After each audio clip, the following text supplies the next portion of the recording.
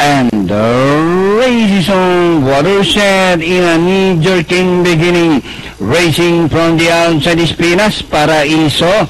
And racing in third, Stormblast. And moving up by Drell is entry number 4, Classy. Then comes Madam Dixie.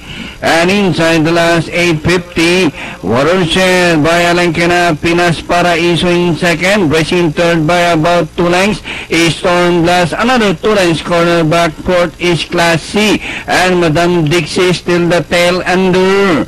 And rounding the fourth turn, Watershed by about 2 lengths, Pinas Paraiso.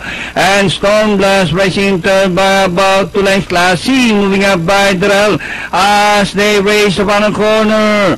Watershed still the leader. Pinas Paraiso, Classy is Danori inside. And with the last 300 meters more to run, Watershed, Classy to take the lead. It's now Classy, Watershed, Pinas Paraiso. And with the last 100 meters more to run, Classy by about 3 lengths now. And finally, number 4, Classy.